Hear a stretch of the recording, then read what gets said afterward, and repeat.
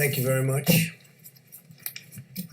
Before I provide an update on our continued progress against the China virus, I'd like to discuss our latest actions against the Iranian regime.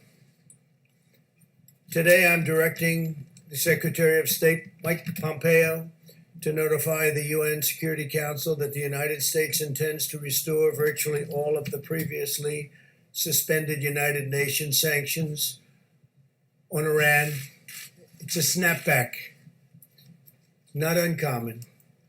2 years ago, I withdrew the United States from the disastrous Iran nuclear deal, which was a product of the Obama-Biden foreign policy failure, a failure like few people have seen in terms of the amount of money we paid for absolutely nothing and a short-term deal. This deal funneled tens of billions of dollars to Iran, 150 billion to be exact, plus 1.8 billion in cash, which I don't know that the president had the authority to give. It gave 1.8 billion in cash. Just another great deal that turned out to be a total disaster that would have funded all of the chaos and the bloodshed and the terror in the region and all throughout the world.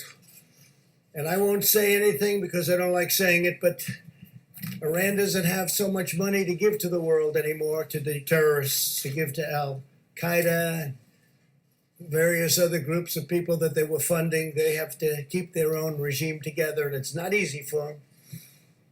And if and when I win the election, within the first month, Iran will come to us, and they are going to be asking for a deal so quickly because they are doing very poorly. But that deal was a disaster. $150 billion, $1.8 billion in cash. And we got nothing except a short-term little deal. A short-term, expiring, it's starting to expire already. It's terminated, but it would have, if we didn't terminate it, start to expire very shortly. A good deal was the deal we made with UAE and Israel. And by the way, other countries, I will tell you now, want to come into that deal. Countries that you wouldn't even believe want to come into that deal. And all of a sudden, you're going to have peace in the Middle East. And you couldn't have done it with this ridiculous Iran nuclear deal, as they call it, that President Obama made, along with Sleepy Joe Biden. I imposed the toughest ever sanctions on Iran. And this has caused great difficulty for them, giving money to terrorist organizations. And if they do, they'll have hell to pay. Earlier this year, I ordered the strike that took out the world's #1 terrorist, Qasem Soleimani, in addition to previously terminating leader and founder of ISIS, Abu Bakr al-Baghdadi, the two leading terrorists by far in the world. The founder of ISIS, nobody even talks about that. And we also defeated, we now have 100% of the ISIS caliphate in Syria. When I took over, it was a mess. It was a total mess. They were all over the place. My administration will not allow this Iran nuclear situation to go on. They will never have a nuclear weapon. Iran will never have, mark it down, Iran will never have a nuclear weapon. When the United States entered into the Iran deal, it was clear that the United States would always have the right to restore the UN sanctions that will prevent Iran from developing a nuclear weapon. We paid a fortune for a failed concept and a failed policy, a policy that would have made it impossible to have peace in the Middle East. Here at home, through Operation Legend, we are confronting the wave of crime in Democrat-run American cities. It's absolutely shocking. When you look at Portland or New York, San Francisco, Seattle, Chicago, sometimes Los Angeles, Democrat-run cities, they're a mess because they don't get it. Either they don't get it or there's something that nobody else understands. We've deployed more than 1,000 additional federal agents to help these Democrat-run disasters. We just have done this. We have to give them a hand. And we can stop it immediately, like Portland would be so easy to stop. We'd stop it immediately. We only sent in some Homeland people who were great, by the way, to save the courthouse because it would have been blown up or burned down. And they did that very easily. But if we were called upon, we would send in, whether it's Homeland, whether it's FBI, whether it's just law enforcement, and we'd send them in quickly. We would eradicate it just like happened in Minneapolis. As soon as they were called in, they should have been called in a lot sooner. You would have had far less damage. Today we announced that Operation Legend has successfully resulted in nearly 1,500 arrests already. Bad ones, really bad people. Prosecutions and prison sentences will follow, and they'll be a very long time in prison for what they've done to these cities. Most cities are well run, most of the nation is well run, and the areas that we're talking about are all, in all cases, run by Democrats, usually radical left-leaning Democrats, like in New York or in Portland. We've made arrests in Kansas City, Chicago, Cleveland, Detroit, Milwaukee, St. Louis, Memphis, and Albuquerque for many violent crimes, including gun crimes, arson, and 91 murders. We're also using the full power of the federal government to defeat, as you know, the China virus. New cases have declined in 80% of the jurisdictions in the past week. 80%. New Zealand, by the way, had a big outbreak. And other countries that were held up to try and make us look not as good as we should look, because we've done an incredible job, but they're having a lot of outbreaks, but they'll be able to put them out, and we put them out. The hospitalization rate has fallen in our country, 54% since its peak in April, 54%. Older Americans are still the most vulnerable to the virus. 92% of deaths have occurred among those 55 and older. Only 2.7% of deaths have occurred among those 44 years. Think of that, 44 years and younger. So 44 years old and younger, only 2.7% of deaths have occurred.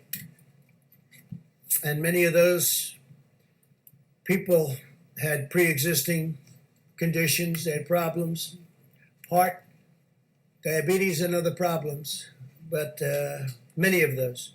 So think of that, only 2.7% under 44 years of age. Excess mortality in Europe this year is 33% higher than the United States.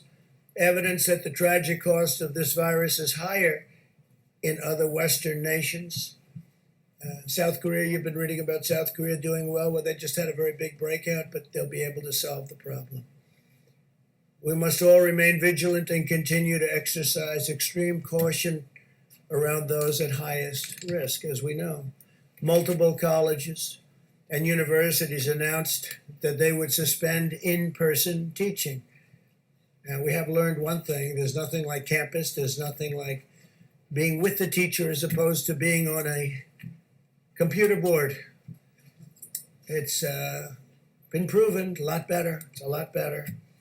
The iPads are wonderful, but you're not going to learn the same way you do by being there. So nevertheless, certain colleges and universities have announced that they would suspend the in-person teaching. For older people and individuals with underlying conditions, the China virus is very dangerous, but for university students, the likelihood of severe illness is less than or equal to the risk of a seasonal flu.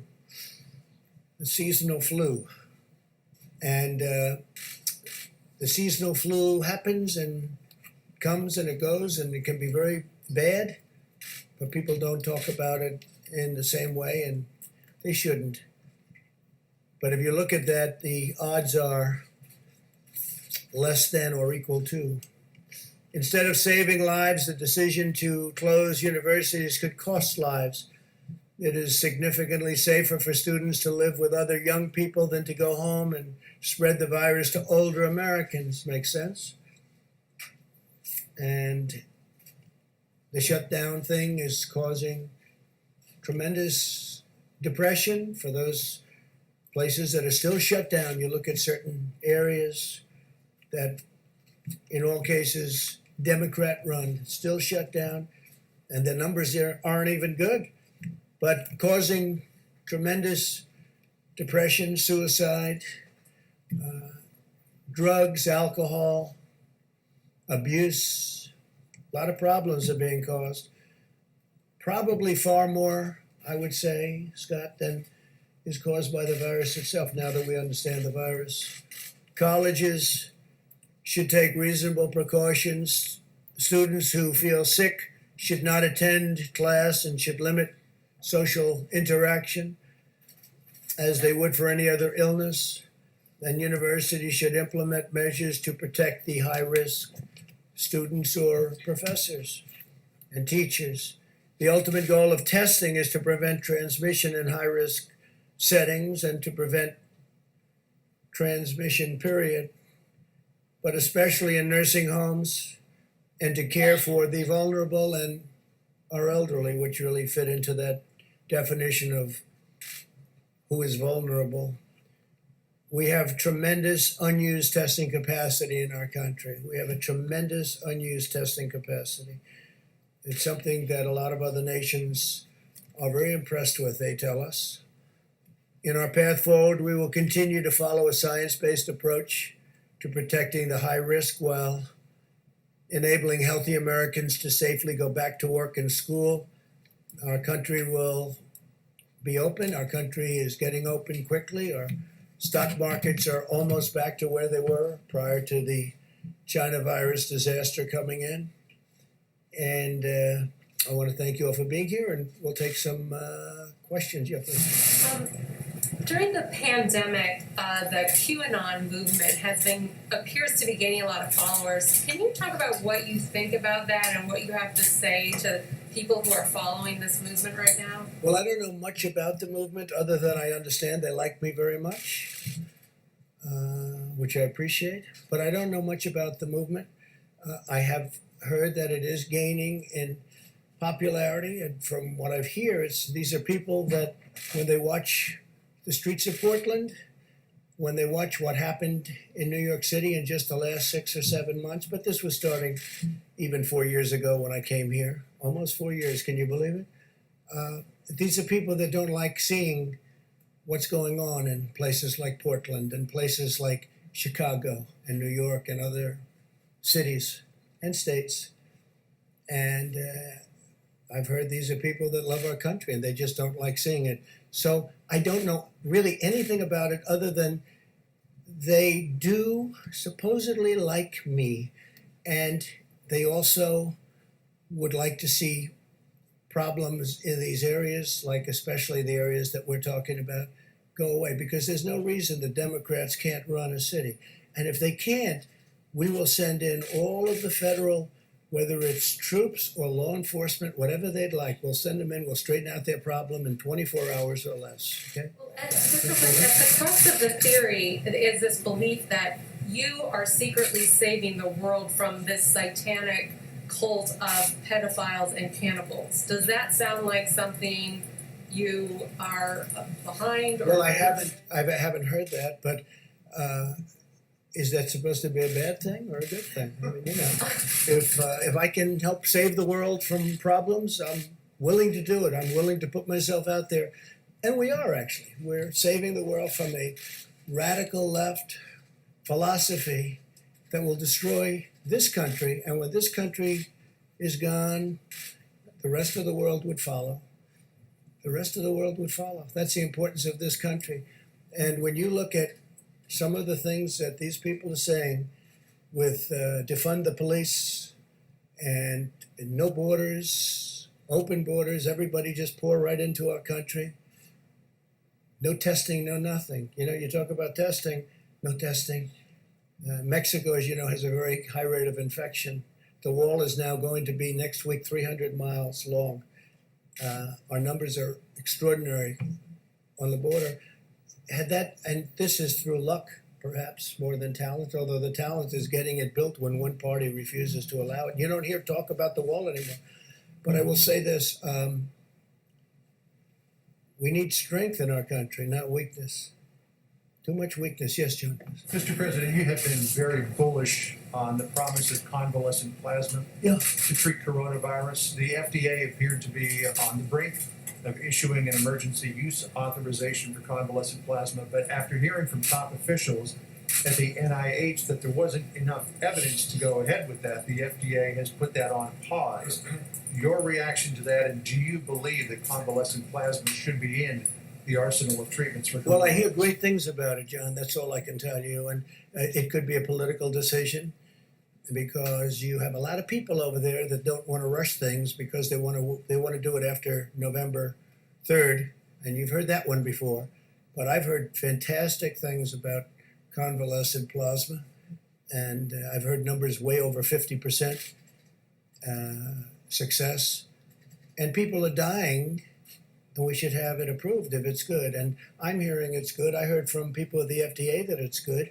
So we'll see. I'm going to check that right after this conference. My understanding that the White House will encourage the NIH and the FDA to get this out there as quickly as Well, possible. the numbers are as good as I'm hearing. I mean, I'm hearing over 50%, and that's very good. And we've approved certain things are at 31%, and that's okay too. That's not bad. And it's really had a tremendous impact. No, I have, you're telling me something right now that surprises me, but we'll check it out right after this. Concerned about a delay? I don't want delays. I don't want people dying.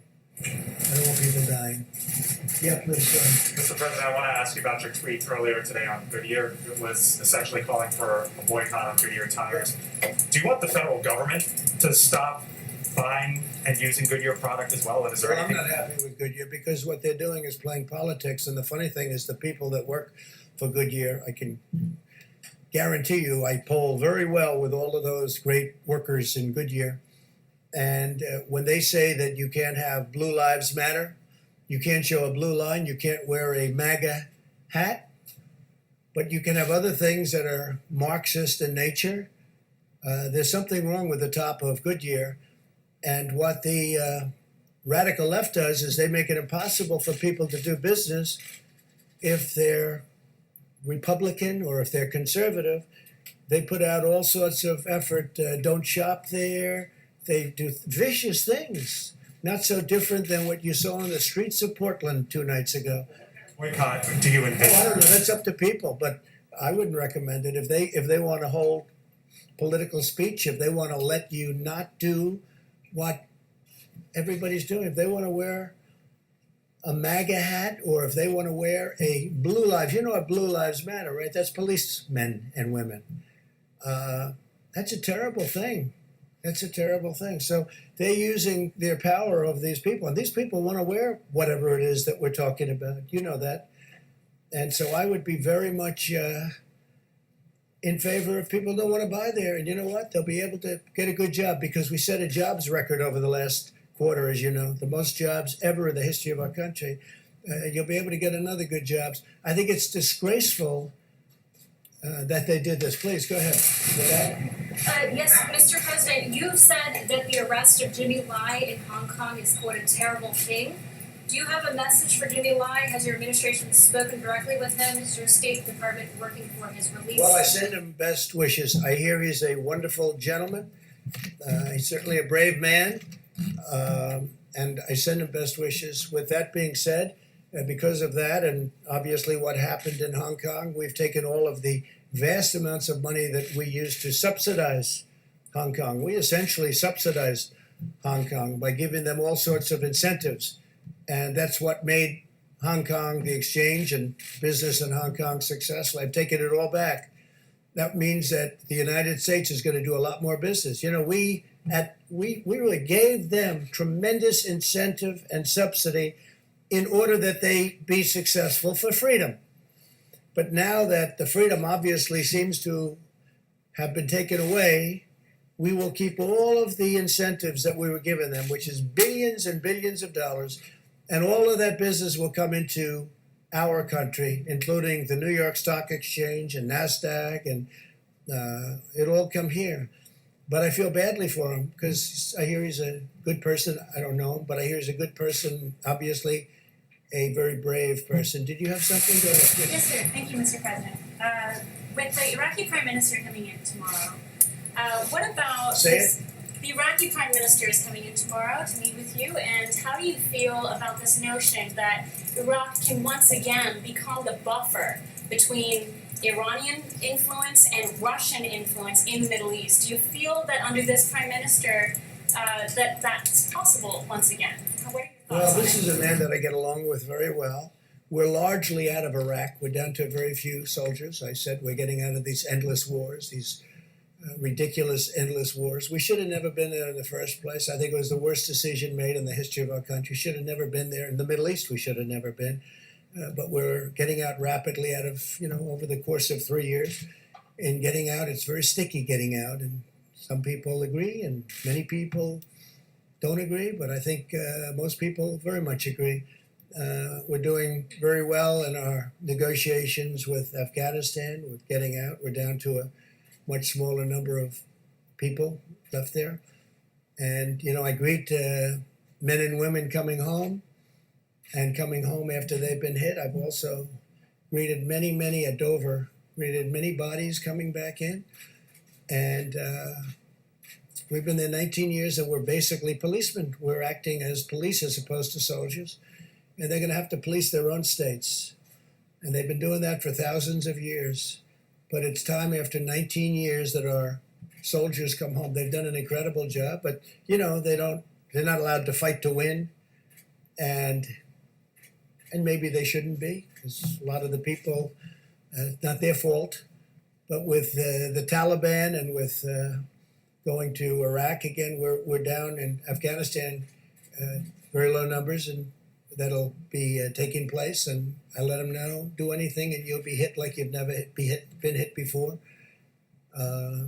So we're doing very well. Syria, the same thing. Remember when I took all of the soldiers off of the border between Syria and Turkey, right? And everybody said, oh, that was 2 years ago. It was a long time ago. They said, oh, this is terrible, terrible, terrible. We're going to leave. Why do we have our soldiers between Syria and Turkey? Turkey can definitely take care of itself. I have a very good relationship with President Erdogan, and Syria has been fighting forever. And I say, why are we guarding their border? And I brought our soldiers back home. I got them out, and guess what? Nothing's happened. They've been fighting like they have been for 1,000 years, okay? Nothing's happened. And nobody mentions that. Everybody said, this is going to be a disaster. There's no disaster. Nothing's happened. And so we're getting out of the endless wars, and we are building a military the likes of which the world has never seen. $2.5 trillion we've spent, and we hopefully don't ever have to use it. But we want to focus on a much bigger picture, because we have a much bigger picture. It's when you look at what China's doing, when you look at what Russia's doing, when you look at what some other countries are doing, we want to be ready just in case there is a catastrophe. We don't want to see that. We don't want to ever use it. We've rebuilt our military, new missiles, new rockets, and new tanks, and new everything. $2.5 trillion, all made in the USA. And we've upgraded incredibly our nuclear capability, and some of our nuclear needed nourishment. It needed new strength, and we've upgraded it very, very significantly. I mean, to a level that nobody would even believe. And hopefully we don't. You pray to God we never have to use it, okay? But we've never been in a position where we've been this strong. Please. President, thank you so much. I wanted to ask you about the Middle East. I have a couple questions. You mentioned that other countries are interested in following suit Yes, after the having to do with Emiratis. UAE and Israel. Exactly. So Correct. do you expect that Saudi Arabia will join? And I do. yes, and also the Emiratis have expressed interest in the F-35. Do you think that should be something that they could look forward to in the future? Is there some No, sort I of think timeline? look, they've definitely got the money to pay for it. It's nice because usually when a lot of times we make deals, they don't have 10 cents, these countries we deal with. We give it to them like, how about paying us back later? But they never pay because they don't have the money. No, they have the money, and they would like to order quite a few F-35s. It's the greatest fighter jet in the world, as you know, by far. Stealth, totally stealth. You can't see it. Makes it very difficult. I was asking a pilot, "What do you think is better? This one, that one?" Talking about Russian planes, Chinese planes. He said, "Well, the advantage we have is you can't see it. So when we're fighting, they can't see us." I say, "That sounds like a really big advantage to me." To these Don't guys, want them you know, to they have look, by the way, I said, to these pilots that I meet, they look better than Tom Cruise, and they're definitely tougher.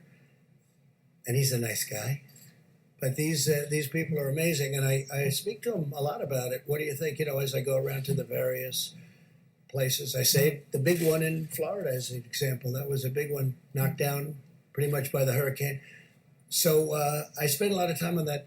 And it's the greatest plane in the world. One thing about that kind of thing, technology, high technology, greatest plane doesn't last long. Somebody comes up with something else, but we're always the one to come up with something else.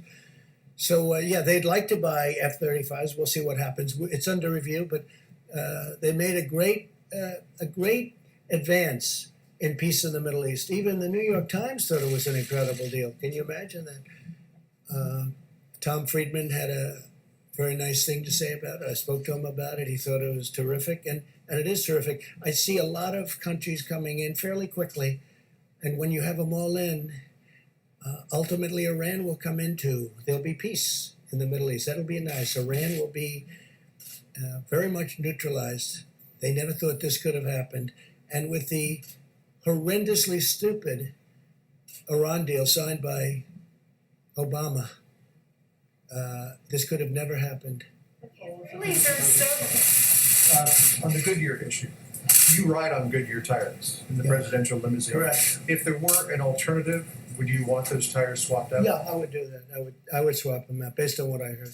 We'll see what happens. Look, you're going to have a lot of people not wanting to buy that product anymore, and they'll buy from a competitor, made in the USA too. Okay, please. Mr. President, excerpts from Obama's speech that he'll give later at the Democratic convention show that he says that he hoped that you would take being president more seriously once you had the job and discover reverence for democracy. And then he said, I quote, "but he never did." What is your reaction to that? When I listen to that and then I see the horror that he's left us, the stupidity of the transactions that he made. Look what we're doing. We have our great border wall. We have security. We have the UAE deal, which has been universally praised by people that aren't exactly fans of Donald Trump for various reasons. I don't know why. It can't be my personality, but they're not fans, right? And when I look at what we have, and I look at how bad he was, how ineffective a president he was so ineffective, so terrible. Slowest growing recovery in the history, I guess, since 1929 on the economy. Don't forget, until the China virus came in, we had the greatest economy in the history of the world. And now we're doing it again. I'm going to have to do it a second time. We're doing it again. Hard to believe. We're doing very well. You heard the numbers. They're way, way down on the virus. But when you look at the kind of numbers that we're producing on the stock markets, we're almost at the level. In fact, NASDAQ and S&P are higher than they were at their highest point prior to the China virus coming in, the plague coming in. Now, President Obama did not do a good job. And the reason I'm here is because of President Obama and Joe Biden. Because if they did a good job, I wouldn't be here. And probably if they did a good job, I wouldn't have even run. I would have been very happy. I enjoyed my previous life very much. But they did such a bad job that I stand before you as president. Thank you all very much. Thank you. $170,000 debt